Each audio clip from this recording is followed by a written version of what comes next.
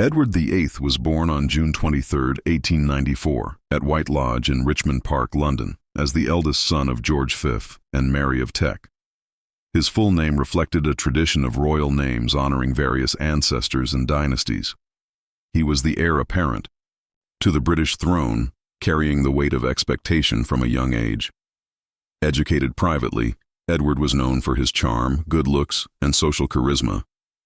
However, he also had a reputation for being restless, carefree, and sometimes irresponsible, traits that would follow him into adulthood. He served in World War I, gaining some popularity for his military service, although his wartime conduct was sometimes criticized for his casual attitude toward duties. Prince of Wales, as Prince of Wales, Edward traveled extensively, representing Britain abroad. He was extremely popular with the public, seen as modern and approachable, in contrast to the more formal and reserved demeanor of his father, King George VIII. Edward was a trendsetter in the 1920s and 1930s, influencing fashion, culture, and even public morale.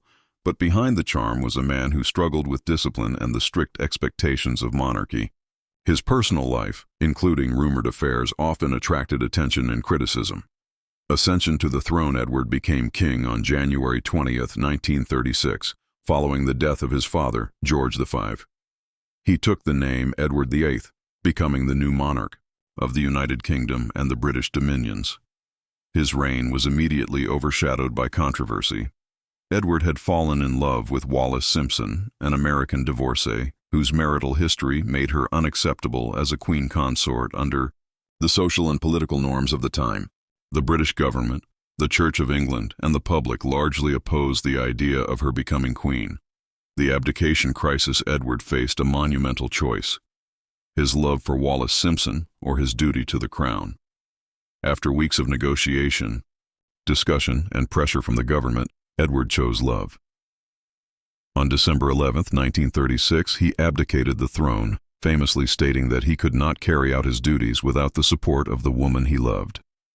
His younger brother, Albert, Duke of York, ascended as George VI, the father of the future Queen Elizabeth II.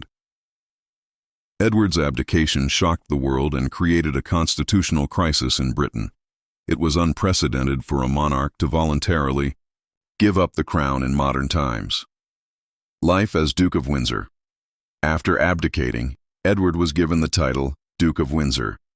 He married Wallis Simpson on June 3, 1937, in a private ceremony in France.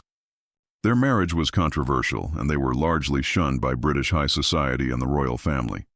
The couple lived abroad, mainly in France and the United States.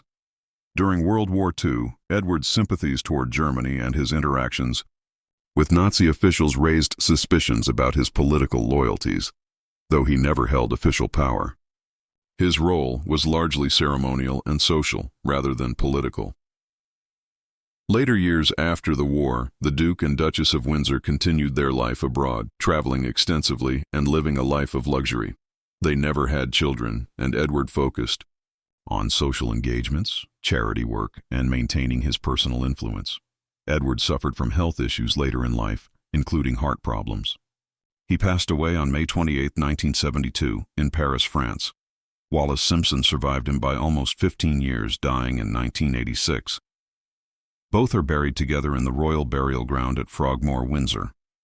Legacy: Edward VIII is remembered as the king who chose love over duty, an unprecedented act in modern monarchy, a symbol of a more modern, humanized monarchy, showing vulnerability and emotion, a controversial figure for his perceived Nazi sympathies and strained relationships with his family, a man whose personal choices forever altered the British line of succession, leading to the reign of George VI and eventually Queen Elizabeth II. Edward VIII's story is a dramatic tale of love, duty, scandal, and personal conviction.